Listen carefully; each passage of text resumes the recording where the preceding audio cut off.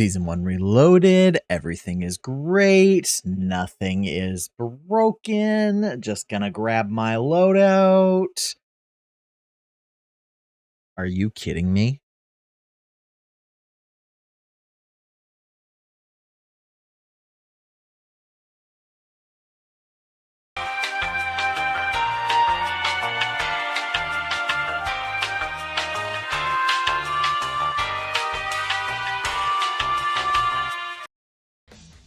What's up, guys? It's Murtag B here, coming at you with the Season 1 Reloaded fiasco. Yeah, this has been a wild ride, but I'm just gonna open up to start by saying Call of Duty, good job in pushing updates all night long, and a lot of the issues have been addressed, and they're still addressing more issues, but we'll go into that later.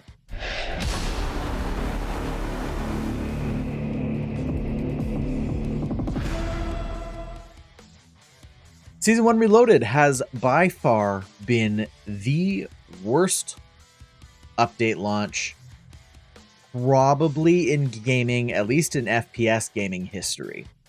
This has been an unmitigated disaster of content and dropping the ball. I just cannot even fathom that I'm making the video the way I'm making this video. Today we're going to cover up the patch notes as well as what has gone into and what has not gone into the game. Starting out, I want to get out of the way what they initially removed or did not launch with for the game. Starting with parts of the update that just never actually made it into the game were weapons cases, stealth exfils, nukes, nuke stealing, and nerfs to specifically the MTZ and the WSP swarm. While these things all did not make it in the initial launch, some of them have been added since the updates that we'll go over on Twitter. And why don't we just start with that? On Twitter, they posted all their updates as they came through, and there is a lot of them. 24 in total at the time of recording this. So far, what they've fixed is they've addressed small issues in DMZ with disguises, as well as loadouts with the FR Advancer, FR556 receiver attachment, preventing players from entering private matches, fixed an issue allowing the TAC 56 and the TAC V to be equipped with 6 attachments, and fixed an issue with the Violent in Violet Castello skin, was missing its eye makeup. They are investigating an issue with the Week 7 AK AOK 4x RQ9 attachment not progressing to unlock the new TAC Evolver LMG. Ranked play, players may be able to select restricted items in Lona as well in matchmaking. Doing so results in a default loadout in-game. The Modern Warfare 3 ranked play went live. It was not available at the time of launch like they had talked about. The Champions Quest was put live as well. It was causing major issues in the game, but they have since put it live. They resolved an issue causing some kill streaks notification banners to not appear correctly. Players who are continuing to encounter issues using their loadouts may find that they need to swap out their current perk packages and or delete/remake custom perk packages. I would recommend you just do that. Don't find out the hard way. They deployed an issue for players being sent back to the menu after attempting to remove an attachment in the gunsmith. They also fixed an issue with the HRM9 magazine attachments not unlocking properly at proper weapon levels. They deployed fixes from issues resulting in the Season 1 updates, including players will no longer enter the bug state when interacting with a loadout crate. Players will no longer see or get stuck at the fetching online profile error when attempting to access the in-game Warzone menu. In Zombies, players will now be able to activate turrets with turret mods and summon friendly hellhounds with meat. There was an issue at launch with that. They amended their patch notes to reflect changes such as the priceless camo now being available for the Stormender. Game restarts will resolve most player issues associated with sectors of the Battle Pass that can now unlock the HRM9 if you were having issues at the start.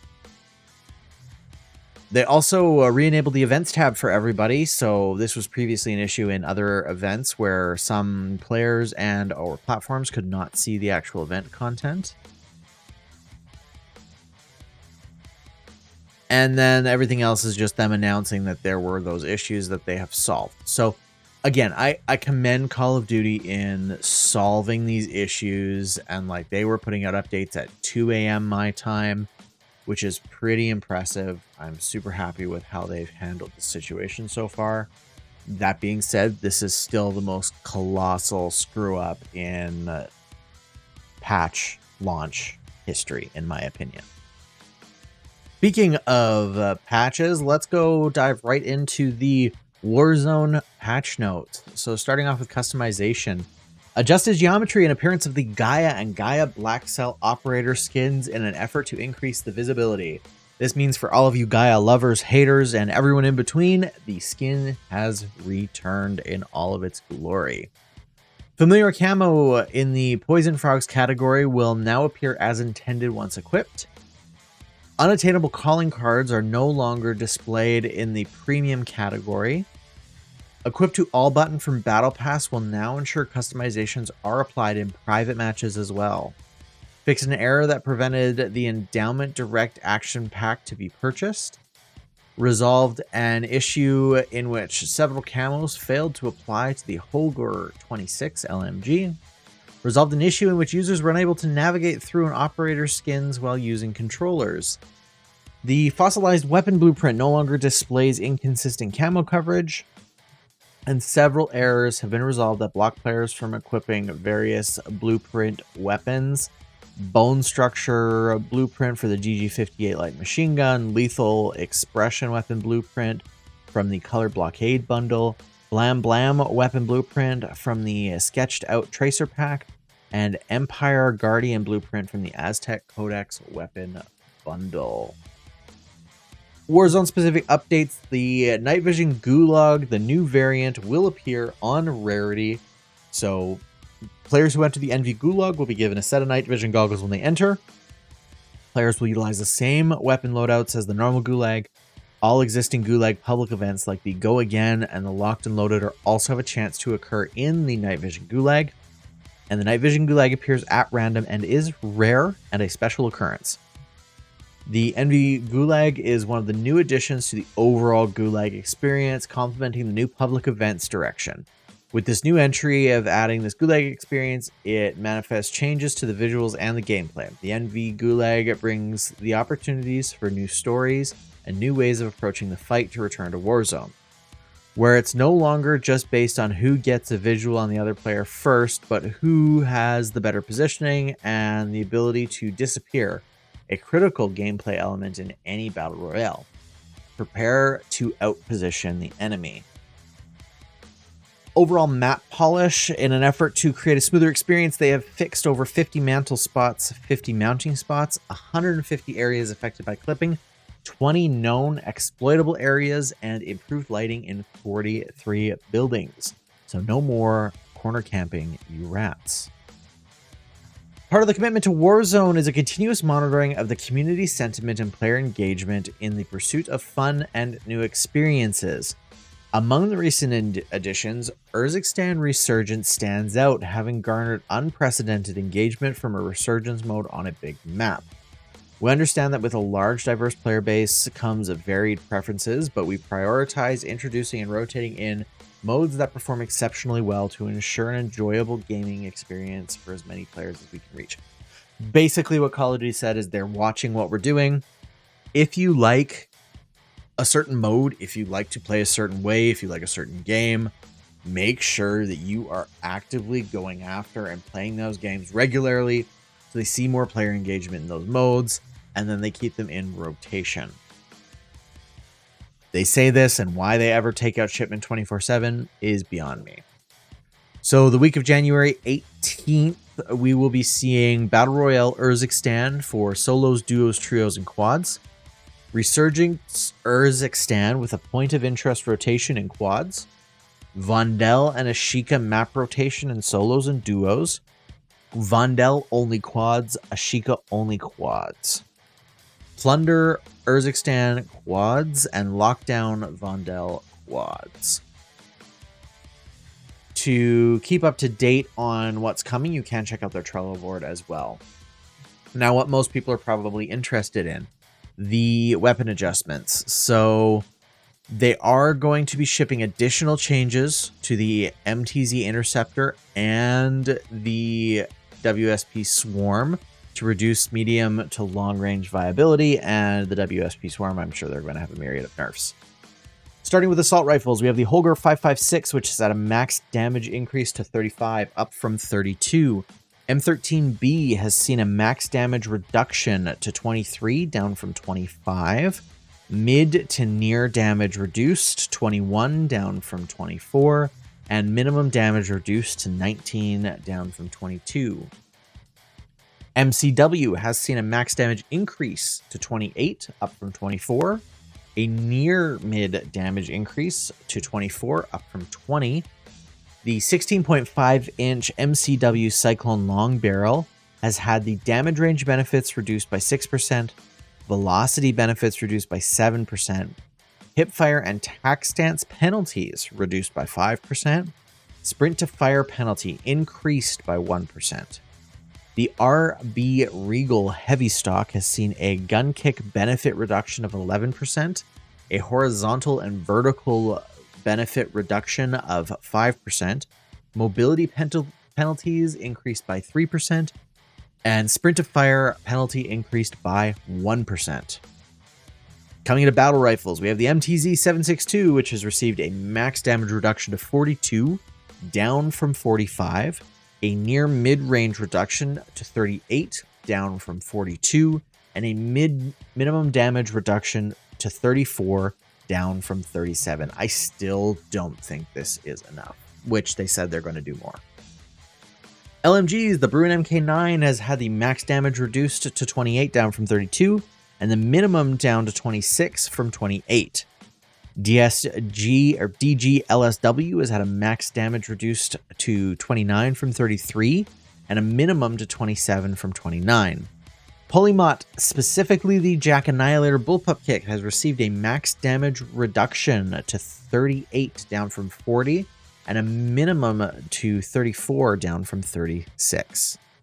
Tac Eradicator has received a max damage reduction of 28, down from 33, and a minimum damage reduction of 24, down from 25. So that is a nerf across all LMGs. Submachine Guns, we have the AMR9 receiving a max damage increase to 31, up from 28. A near mid damage increase to 27, up from 25. And a minimum damage increase to 25 from 23. ISO 9mm has had its max damage reduced to 21, down from 24. Near mid damage reduced 17, down from 19. Mid damage reduced 15, down from 16. And far damage reduced 12, down from 13. Rival 9 has had a slight reduction in horizontal recoil, while the MTZ Marauder stock has seen a fire aim stability benefit reduction of 5%. Striker 9 is receiving a near mid damage increase to 27, up from 25. A minimum damage increase to 23, up from 20. Sniper rifles, the Cat AMR, specifically the Zang 34 barrel, is receiving a damage range benefit reduction by 9% and a velocity benefit reduction by 8%. Attachment adjustments. Ammunition starting out. 50 cal Spire Point rounds have had a damage range benefit increase by 2%, and a velocity benefit reduction by 19%. That is huge because that is going to be a big drop to the Cat AMR snipers. 410's Dragon's Breath round have had mid-range damage reduction by 12% and a mid-damage range reduction by 10%. 12 gauge Dragon's Breath has had near mid-damage range reduction by 8% and a mid-damage range reduction by 10%. Lasers, we have the SL Razorhawk Laser Light, which has increased ADS benefit by 4.5% and increased sprint fire speed by 7%. The FSS OLE has had a reduction in ADS benefit by 2% and a reduction in sprint to fire speed by 4%. FTAC Grimline Laser reduced sprint to fire benefit by 7%. And Verdant Hook Box Laser has had an increase in sprint to fire benefit by 3%.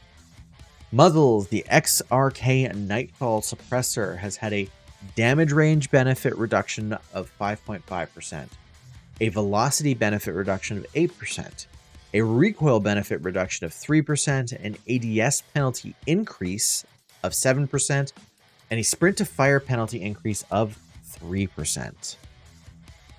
Champions Quest is returning. Champions Quest nukes are making its debut in Urzikstan with some new changes. Mainly that the Champions Quest tokens are accomplished in one of two ways.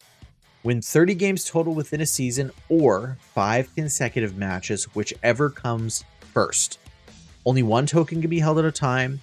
And the previously mentioned steal mechanic that we talked about in the last video will be released later on alongside other releases. Needless to say, they're eager to see who the first victors are with the new experience. Deployable buy stations will now destroy all loot that they land on. Black sites have updated spawn behavior so that they're more focused towards the center of the circle. And by proxy, it should fix the issue where black sites shut down too fast by being in the gas earlier than intended. Zip lines are getting an improved interact ability to interact and attach zip lines. And it changed the interact behavior to allow players to loot items on the ground near the zipline. Tracker grenades fixed an issue where they were showing up incorrectly as snapshot grenades in the loot card. Underwater rebreathers fixed an issue where you didn't have all 4 charges. Now you will have all 4 charges at the start. Vehicle respawns will now occur after a vehicle is destroyed. And the covert exfil and weapons case are delayed. We're told to stay tuned for a set release in the future. It sounds like it's going to be its own game mode. Perks EOD will now clamp down on damage to 120 down from 150. Quick Fix fixed an issue that was preventing health regeneration to occur after inserting plates. Kill streaks. Bomb drone got a welcome nerf with an increased warning range to 14 meters, up from 6 meters. UI and UX updates have occurred as well. Arrow improvements for quality of life. They've made improvements to the way the altitude arrows show above and below icons on the mini-map to give you a better indication of navigating towards your objectives. Audio. They have made a bunch of audio adjustments. Audio occlusion improvements have been made to the audio occlusion at Urzikstan. Adjustments have been made to the audio on the infill-exfil airplane. Adjusted cinematic music so that it is no longer entirely on gameplay channels rather than cinematics. And reduce the volume of friendly slides, jumps, lands to better distinguish between friendly and enemy behavior. And then a whole bunch of individual bug fixes have occurred as well. We are looking at... they fixed an issue that allowed players to clip through geometry while using zip lines or ascenders. Fixed an issue with players getting stuck in a loop, preventing them from being revived if they were downed while plating. Fixed an issue preventing gulag tokens from awarding cash when the gulag closes. Fixed an issue that allowed loadout duplications if a player left a match. Fixed an issue preventing bomb drones from appearing on the minimap or TAC map. Preventing squad widgets from updating correctly when a player leaves. Fixed an issue causing the train and cash drop icons to be missing from the TAC map. Fixed an issue where players matchmake in uneven party sizes, would not see each other in the squad widget. Fixed an issue causing player statistics to not track properly if they left a match prior to the end of the exfil sequence. I was seeing a lot of this prior to this update. Fixed an issue causing active players to be kicked off of plunder matches for wrongfully being flagged as AFK. The AFK mechanic really needs to be fixed for snipers. Fixed an issue causing inconsistent behavior when dropping ammo types from inventory. Fixed an issue causing a delay for loot crate markers to appear after picking up a scavenger contract. Fixed an issue with scavenger caches causing the mission to select cache locations too close to one another. Fixed an issue causing incorrect descriptions for some perks. Fixed an issue preventing vehicles from respawning in a match. Fixed an issue preventing the maps in rotation playlist from appearing in the menu. Fixed various issues causing players to encounter dev errors or unspecified client crashes when attempting to play Battle Royale modes. Fixed issues causing doors on certain buildings to behave erratically. Fixed issues causing black site keys to spawn in unintended modes. Fixed issues causing stronghold loot caches to spawn in unintended locations. Fixed issues preventing a facility from causing a delay in cluster mine and suppression mine activation. Fixed issues preventing players from choosing to stow items while the backpack was full. Fixed an issue causing the incorrect number of equipped and reserve armor plates to appear while spectating players. Fixed an issue preventing the elimination of bounty targets from appearing on the minimap.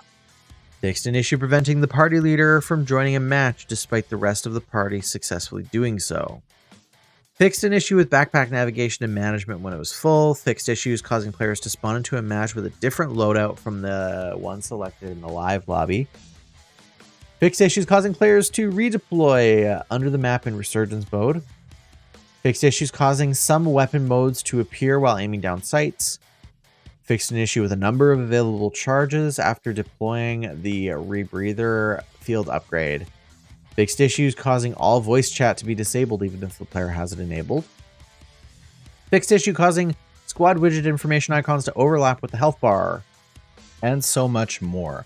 You can catch all of the updates over on the Discord channel where you can see exactly what they're putting out live from Twitter, as well as make sure you hit that sub button and I'll keep you up to date in the future videos. That pretty much sums the update as of right now. Lots has been fixed. Lots has come into play. Call of Duty is working really hard to get it all up to date, and I'm happy to say that I'm proud to see that they didn't just brush it off and leave this absolutely game-breaking issue in place, and they worked hard to get it fixed. So we'll have to see what the coming days bring, and hopefully they do some better testing or slower rollouts of their next modes and updates so that we don't ever have to experience this again. But let me know in the comment section below, are you still pro Call of Duty after seeing all the effort that they've put in fixing this? Are you boycotting Call of Duty now? What is your plan moving forward? And we will catch y'all in the next one. Make sure you hit a like, a subscribe, and if you're looking for another video to watch, I've got a intro to Warzone available on my channel right now. Go and check it out. Have a watch. Let me know what you think over there, and we will catch you guys in the next one.